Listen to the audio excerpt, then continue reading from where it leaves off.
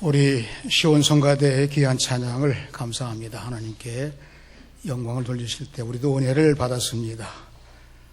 제가 인사를 하는 곳은 우리 교회력으로 보면 부활절도 그렇고 성탄절도 그렇고 먼저 성가대로부터 오게 됩니다. 찬양 연습을 하니까요. 이번에 성탄절 칸타타는 21일 주일날 아마 준비가 돼서 이렇게 대예배 오늘처럼 시간에 찬양으로 영광을 돌리시게 될 것입니다. 연세 높으신 어르신 교인들을 좀 건강을 응원하는 말씀을 인사로 드리겠습니다.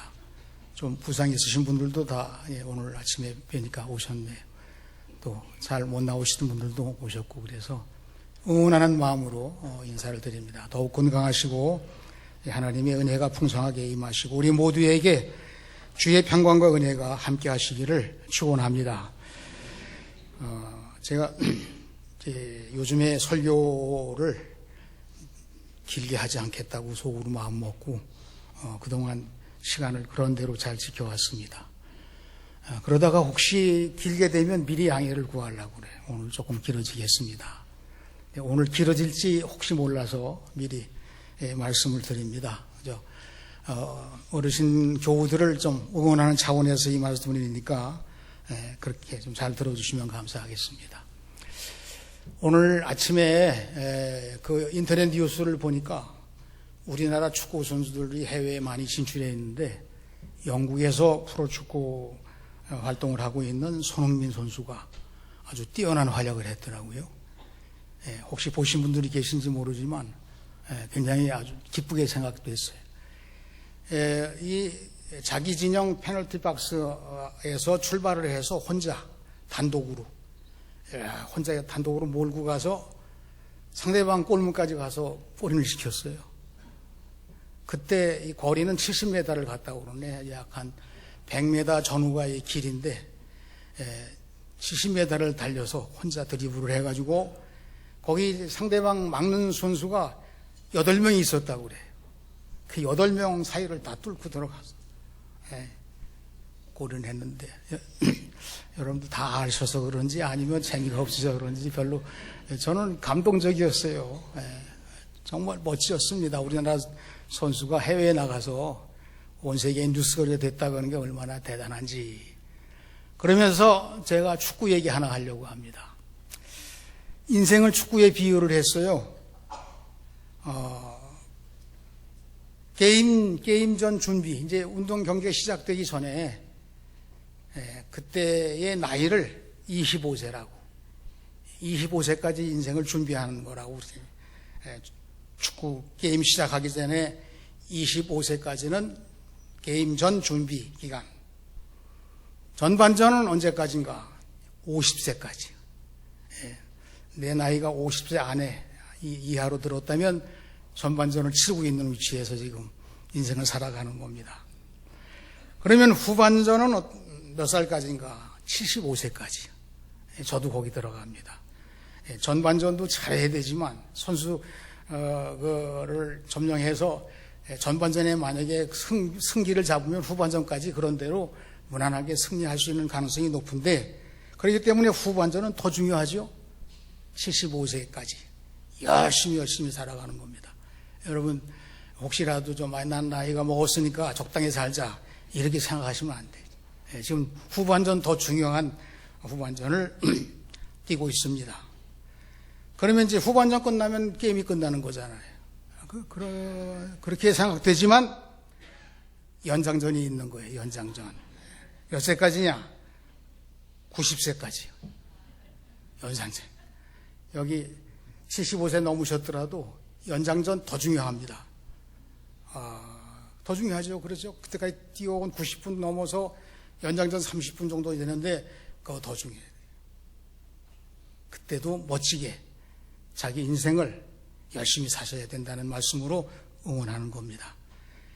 그 다음에 또 있을까요? 없을까요? 없어요? 있습니다. 승부차기. 100세까지 넘는 분들은 승부차기를 준비해요. 다 같이 열심히 살자고 하는 노인대학에서 어느 강사가 이 얘기를 했습니다. 저도 우리 교인들이 연세 높으신 분들이 은연중에 약간 좀 약한 마음 가지시는데 승부차기까지 가려고 그러면 아직 멀었습니다. 열심히 믿음 생활 잘 해나가시기를 바라면서 건강을 응원합니다. 오늘은 대강절 두 번째 주일이고 성수주일입니다. 하나님이 우리에게 주신 최고의 선물 무엇일까요? 하나님이 우리에게 주신 최고의 선물 우리 생명일까요? 우리의 사명일까요? 뭐 여러 가지 다 꼽을 수가 있겠습니다. 중요한 건 많이 있지요. 그런데 최고의 선물이라고 하니까 오늘 성서주일을 맞이했습니다. 성령으로 잉태해서 인간의 몸을 입고 우리에게 오신 예수님이 최고의 선물이,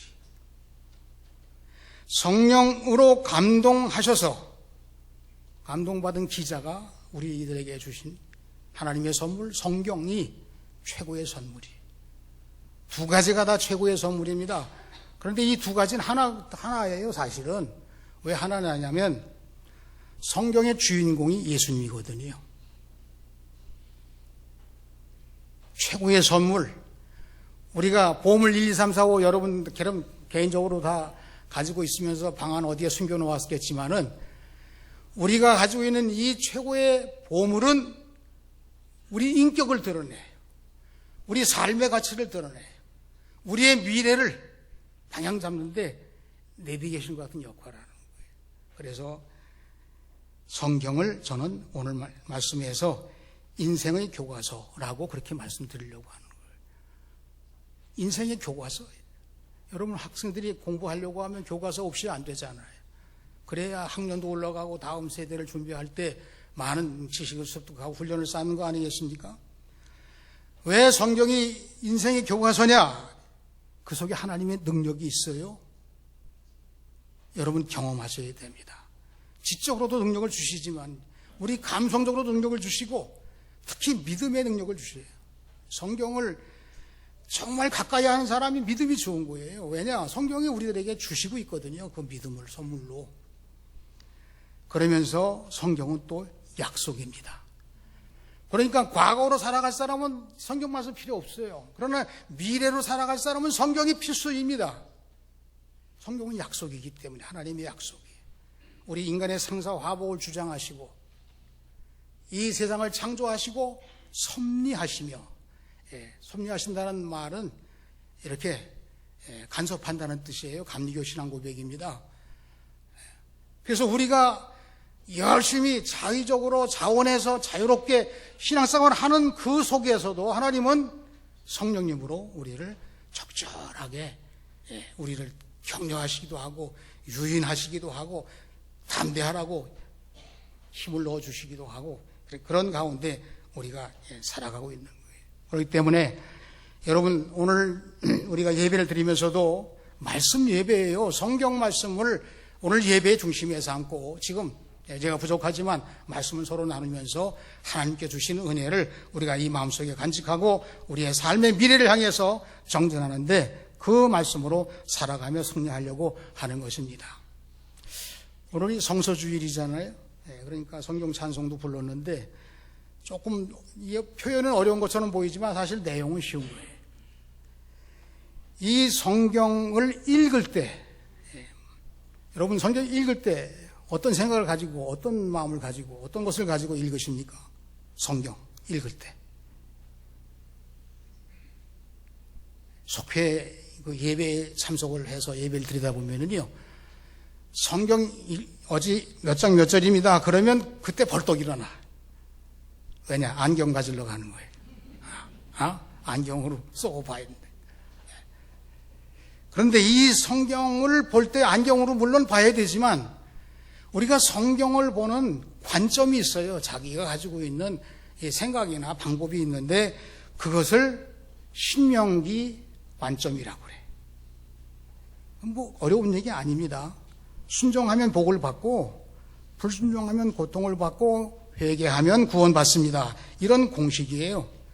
그래서 신명기서의 말씀은 대개 거의 맥락이 비슷하게 반복이 되는데 하라 그리하면 할 것이요 하라 그리하면 복을 받을 것이요 이게 신명기의 영적 공식입니다.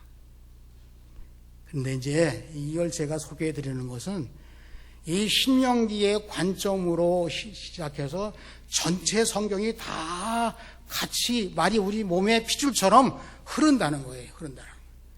신약 성경에 와서는 예수님의 산상분, 마태복음 5장 7절, 심령이 가난한 자는 복이 있나니, 이런 말씀들이 이 말씀의 표현은 방식은 다르지만 그 속에 흐르는 하나님께서 주시는 능력과 은혜는 그게 흘러서 같이 통한다는 그런 뜻이에요. 제가 이 말씀을 드리는 것은 성경 전체에 흐르는 정신이라고, 그래서 이게 구약 성경에 나온 말씀이지만 오늘 이 순간에도 적용이 되고 앞으로도 이 말씀은 적용이 돼요. 그걸 말씀드리려고 하는 거예요. 신약에서만 주로 그렇게 조금 편식하는 분도 계시고, 구약의 말씀들을 통해서 여러 가지 조음자는 이런 표현도 물론 자주 만나시겠지만, 이것이 성령님의 감동으로 쓰여진 책이라 그 내용 속에는 우리가 알지 못하는 이 핏줄과 같은 흐름들이 흘러가고, 그래서 제가 오늘 이 말씀을 통해서 성소주일인데 평범한 원리를 말씀드리려고 하는 거예요. 우리나라가 건강하고 우리나라가 평화롭고 우리나라 경제가 좋아지고 이런 답도 여기에 나와 있는 거예요. 오늘 말씀이 그 얘기인 거예요. 하나님이 축복하시는 이 방법들이 여러 가지가 있지만 영적으로 강하게 하시는 방법도 있고, 몸의 건강을 회복시켜주는 방법도 있고, 사업이 잘 되게 하시는 방법도 있고, 다른 사람들을 위해서 예수 향내 나는 그런 성경의 도를 지키는 그런 사람들 여러 방법으로 지금도 말씀하고 계신 거예요. 성경이라는 이름, 성소주일이니까 최초의 종이가 저 이집트 애굽에서 파피루스라고 하는 종이가 발명이 돼. 우리로 말하면 갈대 같은 이불을 다 이렇게 다 조작을 해서 종이를 만들었어요. 그래서 그게 파피루스인데, 이 종이를 가지고 조금 더 발전되니까 책을 만들었어요. 어디다 그림도 그리고 뭐도 하고 이렇게 해서 책을 만들었는데 그 책을 비브리오라고 그래. 이 비브리오라고 하는 종이의 원조, 책의 원조의 그 표현을 비브리오에서 바이블이라고 영어 성경의 영어의 이름이 나온 거예요. 그게 책 중에 책이라는 거죠. 교회가 먼저 세워지고, 또는 구약의 예루살렘 성전에서 제사장들이, 서기관들이 준비를 했든지, 이 성경이 여러 가지가 많이 있었지만 66권, 39, 27, 구약 39, 신약 27, 그래서 합이 66권의 성경을 지금 가지고 있어요. 여러분 가지고 있습니다. 하나님 주신 선물인데요. 이 성경이 66권을 정해지는, 확정되는 것을 정경화 작업이라고 그래요. 거기에 성경과 비슷하지만 내용이 따라오지 못하고 조금 좀 믿음을 강화하는 데는 조금 좀 미흡한 것이 있는, 어떤 것은 비슷하게 모방한 사람들이 쓴 책도 있어요. 그래서 그걸 위경이나 외경이라고 그래요. 위경과 외경 아닌 정경, 이거를 성경의 이름인데 캐논이에요. 우리로 말하면 우리는 성경이라고 거룩한 책이라고 하지만 원래 성경 이름대로 번역하면 캐논이라는 자막대기라는 뜻인데 그것을 정경이라고 그래야 맞아요. 근데 우리는 성경이라고 부르는데 뭐 그렇다고 틀렸다는 얘기가 절대로 아닙니다. 성경, 보물 1호입니다. 여러분, 성서주일이기 때문에 우리는 성서 공회, 성서를 책을 찍어내고 반포하는 사업과 성경을 수출까지 하는 우리나라가 됐어요. 그게 처음에 어려울 때는 이 성경 하나 제대로 갖기가 쉽지 않았거든요. 우리 신앙의 선조들은. 그러니까 그런 경우에 이 성서공회에서 굉장히 많은 일을 했어. 그래서 우리가 절기마다 1년에 한 번씩 성서주의를 지키면서 헌금을 해서 보내기도 했는데 요즘은 자립을 했으니까 그렇게 하진 않고 성경 말씀을 가까이 하고 성경 말씀을 제작하고 선포하는 성서공회를 위해서도 기도해주고 연합기관으로 우리가 돕는 그런 마음을 가지고 성경을 귀히 여기는 한 방법으로 삼자고 하는 말씀이에요. 제가 이제 이 얘기 하나 하려고 그러는데요. 주보의 자료로 나왔습니다. 영국의 한 가난한 시골 소년이 책을 좋아했어요. 그래서 공부하고 싶은데 워낙 가난하니까 공부를 못하고 책은 좋아하는데 어떻게 할까. 그래서 여기저기 듣는 소문에 서울 가면은 서울이 이제 런던이 영국이니까 거기 교회, 큰 교회들은 같이 부설 도서관이 있다는 거예요. 그러니까 이 소년이 생각하기를, 야, 내가 거기 가서 신문도 해주고 청소도 해주면서 봉사하면서 책을 마음대로 읽을 수 있도록 좀 부탁을 해봐야 되겠다. 그래서 이렇게 고개 돈을 좀 모아가지고 그냥 무작정 상경을 한 거예요. 그래서 가보니까 정말 큰 교회에 부설 거기에 도서관이 있는데 개방이 돼가지고 누구든지 와서 책을 읽게. 목사님을 만나가지고 그 사정을 이야기하고 여기서 좀 일하게 해주십시오. 제가 책을 많이 읽고 싶습니다. 공부하고 싶습니다. 그런데 그때 마침 목사님이 외출을 하신 거예요. 이제 기다려야지 만나잖아요. 그래 기다리면서 심심하니까 그럼 책을 보고 싶은. 그래서 제법 두툼한 책을 한 권 꺼내다가 읽는데 자기가 좋아하는 동물 이야기에 동물왕국 이야기 관심 갖는 게. 그래서 그걸 열심히 보고. 근데 목사님 그날따라 늦게 오셔요. 근데 어느새 그 두꺼운 책을 다 읽었어. 다 읽었고 이제 마지막 장까지 왔는데 거기에 쪽지가 한 장 있는 거예요. 그 쪽지가 한 장 있는데 그 쪽지의 내용이 대단한 내용인 거예요. 뭐냐면 이 동물왕국 책을 쓴 사람이 자기는 심혈을 기울여서 이 책을 썼는데 인기가 없어요. 이 책을 보는 사람이 별로 없는 거예요. 그게 너무나 아쉽고 화가 나서 다 수거를 했어요. 수거를 해서 자기 창고에 갖다 집어넣고 그 다음에 한 권만 지금 이 소년이 찾아온 그 교회 도서관에 한 권만 딸랑 하고 거기다가 쪽지를 하나 맨 뒷장에다 넣은 거예요.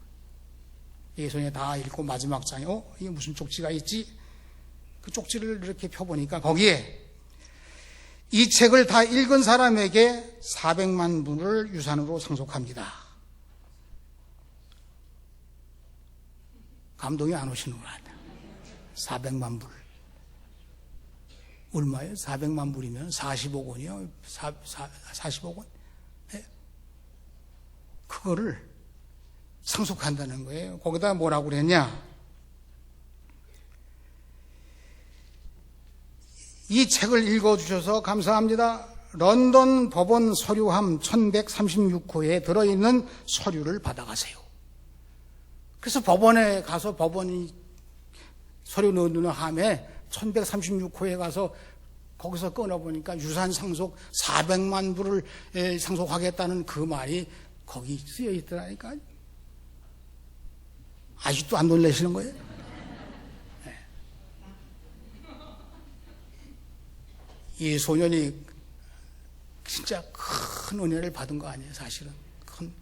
그래서 그것으로 공부도 하고, 도서관 필요한데 지어주는 돈으로도 후원하고, 신앙서적을 그 교회 도서관에 많이 필요한데 공급해주고, 그렇게 아주 귀한 일을 했다고 하는 이야기예요.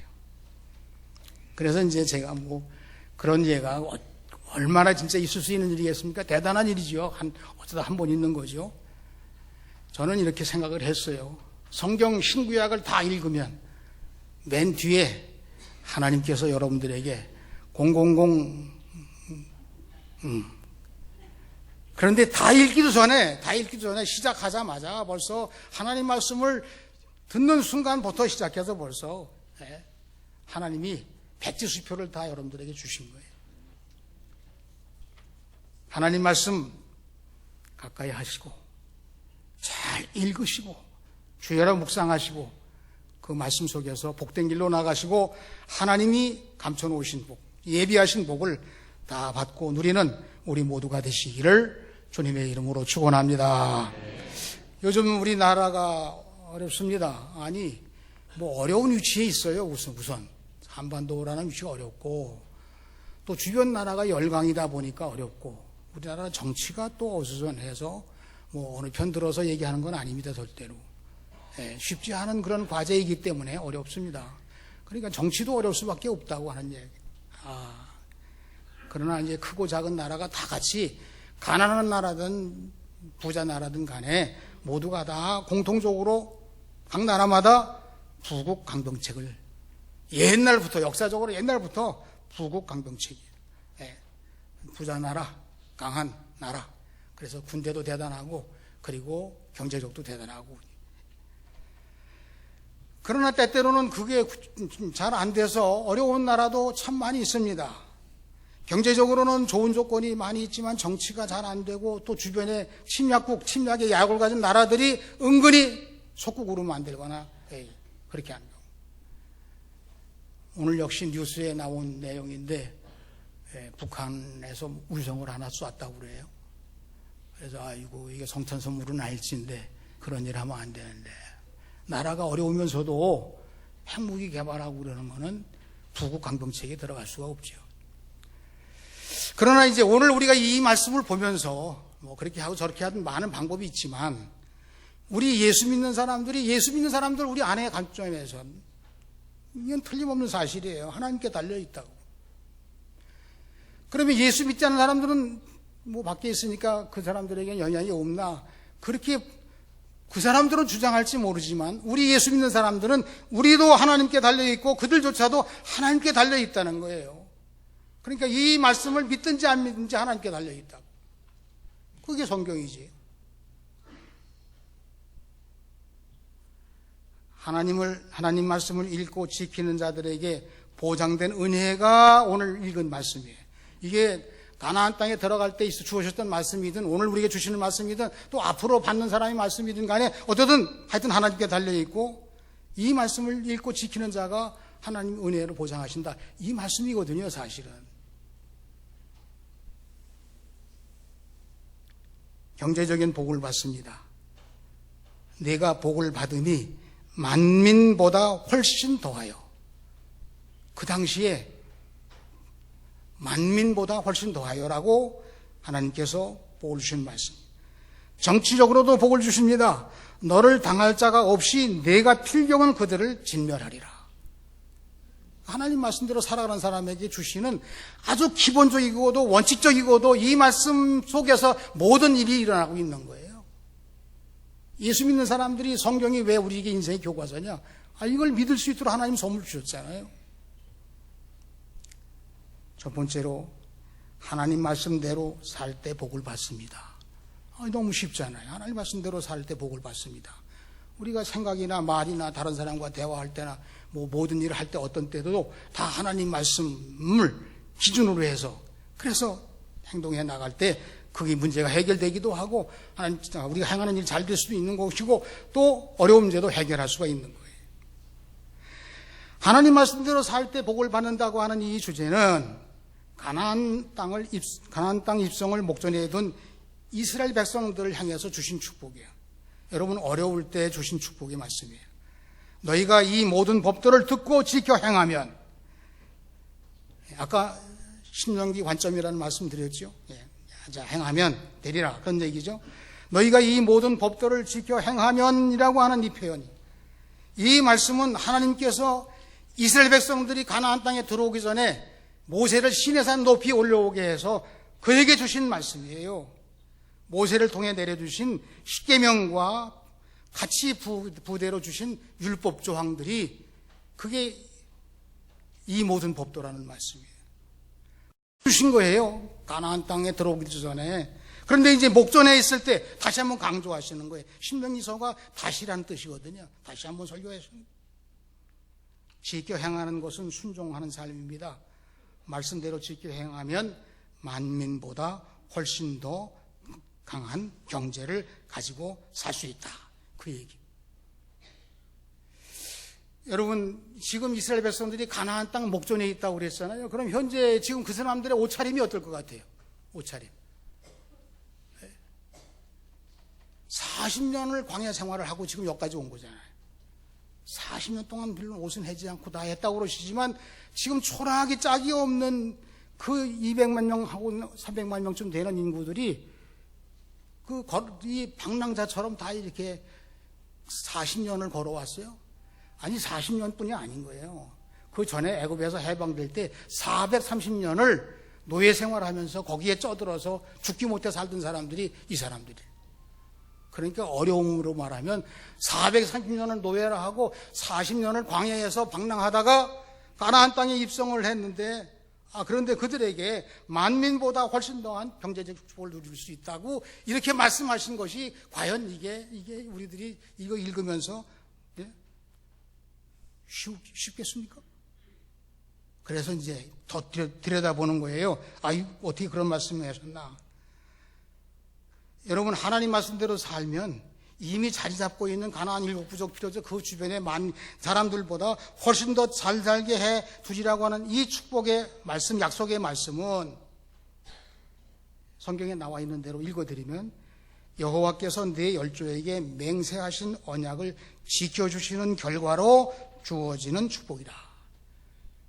내가 장사 잘해서 돈 잘 벌고 내가 자본이 튼튼해서 회사가 든든하고 이렇게도 볼 수 있지만 우리 예수 믿는 관점으로 볼 때는 하나님이 약속하신 것에 의해서, 우리 조상들이 기도하신 것에 의해서, 우리 신풍교회 신앙의 선조들이 그 가난하고 어려울 때 우리 교회가 부흥하게 해달라고 수없이 기도했던 그 기도가 하나님의 약속이 돼서 하나님께서 내 열조에게 맹세하신 언약을 하나님이 지킨 거기 때문에 너희 만민을 모두 잘 살게 하는 거야. 그러면 열조에게 맹세하신 약속이 어디 나와요? 어디 나오나요? 창세기 12장에 나와. 아브라함 때에 약속된 축복이에요. 내가 너로 큰 민족을 이루고 내게 복을 주어 내 이름을 창대케 하리니 너는 복이 될지라. 땅의 모든 족속이 너로 말미암아 복을 얻을 것이라.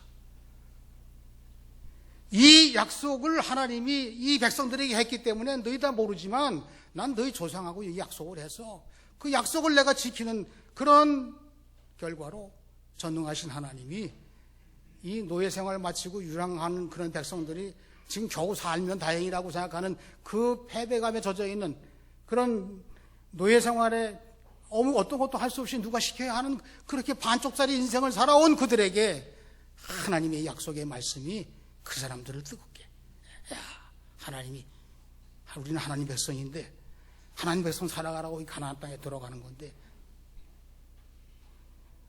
그래서 성경이 왜 중요한가? 하나님의 약속이요 맹세이기 때문입니다. 우리가 성경 말씀대로 살아가는 기조를 통해서 하나님의 복을 받고 그 복을 나누는 그러한 영적 질서가 이 사회에, 이 나라에 또는 이 지구촌에 있어야 하나님도 영광을 받으시고 우리도 복이고 복을 나누는 사람이 되는 것이고 많은 사람들에게 복을 줄 수 있는 사람으로 구원받은 사람의 사명을 다하는 거예요. 그 시작은 하나님 말씀이에요. 하나님 말씀에 순종해서 하나님께 주시는 복을 받고 영광을 돌리는 우리 모두가 되시기를 주님의 이름으로 축원합니다. 하나님은 말씀대로 살 때에 인애를 베풀어 주신다고 하셨습니다. 여기 인애라고 하는 표현, 인애라는 말은 히브리어로 헤세드라고 하는 말이에요. 헤세드. 많이 들어보셨죠? 찬양에도 나오고, 어떤 분은 휴대폰에다가 헤세드라고 쓴 분도 계시고, 하나님의 은혜니까. 근데 이걸 인애라고 하는 단어로 했는데, 그 뜻은 하나님의 무조건적이며 한이 없는 사랑이고 은혜를 뜻한다고 해석이 되어 있습니다. 말씀대로 살면 끝없는 사랑, 여러분의 자녀들 여러분과 함께 고아가 되지 않고 살아가면 그 부모의 사랑을 끝없이 받게 되는 것처럼 우리도 하나님 말씀대로 살 때 우리가 하나님의 사랑을 끝없이 받게 되는 거예요. 죄도 이기게 되는 거예요. 나라가 융성하게 되는 겁니다. 자동적으로 경제가 복을 받게 돼 있다고 성경은 출발점을 그렇게 말씀하고 있는 거예요. 성 어거스틴이 율법은 죄를 드러낼 뿐이지만 은혜는 죄를 정복한다고. 그러면 은혜를 받는 삶을 살아야 되잖아요. 여러분, 하나님이 여러분들에게 은혜를 강같이 장마비같이 여러분들에게 부여하실 때 그 통로가 어디예요? 하나님 말씀이잖아요.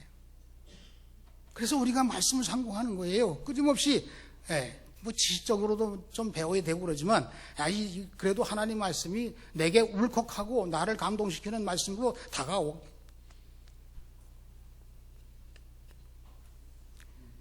13절 인애를 베푸시는 복이 나오는데 곧 너를 사랑하시고 번성케 하는 복을 주사 너로 번성케 하시는 복은 네 소생 자녀 손들에게 주시는 복을 주시다. 인구 절벽에 대한 위험을 여러 곳에서 감지하고 있습니다. 우리나라가 이대로 가다가 지구촌에서 사라지는 게 아니냐까지 그렇게 말을 하는 사람들이. 1번이 먼저 사라진다는 말도 있거든. 하여간 여러분 자녀손들이 복을 받아야 돼. 우리 다 같이 여러분들의 자녀들이 자리 잘 잡고 정부에서도 대책을 잘 세우고 또 우리 교회들도 교회 안에서 좋은 제목들을 잘 키워내고 우리가 다 시집장가 잘 보내서 그래서 훌륭하게 가정 잘 이루고 그래야 교회가 부흥되는 데에 그것도 한 방법이 되는 거예요. 여러분 옛날에 가나안 동군학교라고 있었어요. 지금도 있긴 한데 그 가나안 동군학교 김용기 장로님이라는 분이 계신데 제가 이분이 활동하던 때에 거기에 한번 간 적도 있지만 비누도 그냥 비누 절제 생활을 위해서 물 묻은 손으로 그 비누 한 번 싹 지나서 이걸로 닦으라는 거예요. 얼굴 한 번 싹 지나고 애끼자는 얘기지요. 그분이 하신 얘기가 무슨 얘기가 있냐면 그때 70년대 후반이니까 아들 딸 구별 말고 둘만 낳아 잘 키우자. 뭐 하나도 잘 키우자. 딴 아들 구별 말고 뭐 그렇게 이제 오래됐으니 더 잊어먹었습니다. 하여튼 그래서 저도 그때 하나 낳고서 하나만 낳은 거예요. 어떻든 간에. 그런데 이분은 이 김영기 장로는 반대로 얘기하는 거예요. 우리나라 이 한반도에는 1억 5천만 명이 충분히 살 수 있는 땅덩어리라는 거예요. 그래서 하여튼 감당할 수 있을 만큼 낳자는 거예요. 그래도 해외도 보내라는 거예요. 걔들 다 커서 나중에는 우리나라에 적극적인 도움을 주는 그런 인재가 된다는 거예요. 그렇게 했더라면 지금 어떨까요? 그래도 이만한 것도 다행이고 여기서 또 해결의 길을 찾아 나가야 되겠지요. 여러분 토지소산과 가족의 번영에 대한 말씀도 나옵니다. 이게 물질의 축복인데요. 경제적인 번영도 하나님이 번성케 하셔야 됩니다. 그렇지 않고 번영된 거는 갈등 구조예요. 빈부 차이가 심해지죠. 그거 주인 누구냐고 또 자손들이 좀 어색해지죠. 또 물질 가지고 이 사회가 오염되기 시작하게 되면요 사람 생명이 우습게 되는 거예요. 물질 만능 분쟁 요인에서 인간다운 삶을 살지 못하고 형제 우애가 깨지고 사회가 갈등 구조에 산산조각이 나는 거예요. 하나님이 우리를 말씀대로 살아서 하나님이 인해 주시고 은혜 주시고 하나님의 사랑으로 번역에 대해서 그 물질이 이 사회에 환원돼서 많은 사람들에게 감동을 주고 그리고 물질 때문에 억울한 일 생기지 않고 물질 때문에 욕심 생겨서 죄 짓는 일이 줄어들어서 교회가 교회로 사회를 정의롭게 하는 그런 은혜가 그런 역사가 말씀대로 살 때 인애를 주시는 하나님을 통해서 이루어지게 되는 것을 여러분 모두가 다 경험하시고 하나님의 은혜 속에 승리하시기를 주님의 이름으로 축원합니다. 조금 길어졌습니다만 그래도 세 번째 짧게 하겠습니다. 말씀대로 살 때 건강의 복을 주십니다.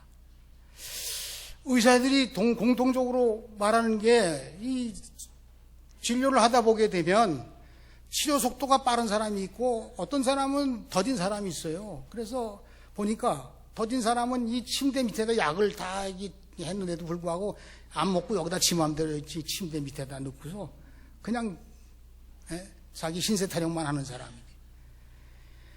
약을 잘 받아 먹고 그리고서 또 의사가 오면 환영하고 그래서 짜증나더라도 좀 웃으면서 이렇게 하면 의사가 더 잘 친절하게 또 잘 해주고 그러다 보게 되면 효과가 돼요. 그런데 신앙적으로도 영적으로도 건강 회복이 빠른 사람이 신앙을 가진 사람이라는 거예요. 하나님이 영적으로 여러분들에게 복을 주십니다. 육신의 건강도 회복도 치료도 그리고 악한 질병도 사라지게 하는 놀라운 은혜를 주신다고 그러는데 오늘 말씀에 나오잖아요. 나오죠? 16절 아니 15절 여호와께서 모든 질병을 내게서 멀리하시고 너희가 경험한 애굽의 모든 악질을 걸리지 않게 하시는 복을 주신다고. 애굽에서 걸렸던 일들이 뭘까요? 그는 이 애굽이 고온다습해서 노예 생활하면서 뭐 제대로 보호받지 못하니까 그냥 뭐 많은 질병에 시달렸던 그래서 아주 너무 힘들었죠. 애굽의 악질과 모든 질병을 막아주시고 걸리지 않게 해주시고 신앙생활하는 사람이 건강하고 장수하게 해주신다고 하는 은혜의 말씀에 보너스로 이 복을 주시는 우리 신풍교회 교우들이 성결한 삶을 살아가시면서 건강의 복도 받으시고 하나님 말씀에 더욱더 말씀대로 살기 힘쓰시는 우리 모두가 되시기를 축원합니다. 그런데 영적인 질병도 예방해 주시는 법을 주셨습니다. 16절. 가나안 땅에 들어가면 내게 넘겨주신 가나안 7부족을 내 눈이 궁휼히 여기지 말고 불쌍히 보지 말고 그들을 다 추방해야 된다. 그렇지 않으면 그들이 섬기는 신에 오염돼 가지고 너희가 올무가 돼 하나님 백성으로 살지 못하게 되는 신앙이에요. 25절 26절 읽지 않았습니다만 그들의 신상을 불사르고 가증한 것들을 집에 들이지 말고 멀리하라. 그렇지 않으면 그들과 함께 너희도 진멸을 당하리라. 영적으로도 건강하셔야 됩니다. 마음으로도 건강하시기를 축원합니다. 여러분 몸도 건강하시기를 축원합니다. 여러분 우리 신풍교회 겨울철을 맞이해서 어르신들을 건강하시기를 응원하면서 믿음생활 말씀으로 제가 살아오신 생애 우리 후손들에게도 말씀 속에서 하나님 만나고 능력 얻고 은혜 받고 그들이 하는 일이 잘 되기를 또 부상당하시면 빨리 치료가 돼서 하나님의 은혜를 오히려 감사할 수 있는 그런 기회가 되시기를 바랍니다. 오늘 말씀을 정리하면서 성경을 인생의 교과서로 삼으시고 자녀들을 잘 교육하시면서 말씀을 실천하시고 복을 받고 나누는 우리 신풍교회의 모든 성도가 되시기를 주님의 이름으로 축원합니다. 하나님 아버지 감사합니다. 말씀 주심을 감사합니다. 성경을 최고의 몸으로 주심을 감사합니다. 예수님을 우리들에게 독생성자임에도 불구하고 보내셔서 우리를 위해 십자가 지신 은혜를 받게 하신 것 감사합니다. 하나님 은혜 받은 우리가 이 땅 위에서 복을 받고 또한 우리가 번영해서 또한 건강해서 하나님께서 영광 받으시는 데에 앞장서게 하시고 우리 교회, 사회에도 나라에도 기여할 수 있는 우리 모두가 되게 하여 주시옵소서. 예수님의 이름으로 기도하옵나이다. 아멘.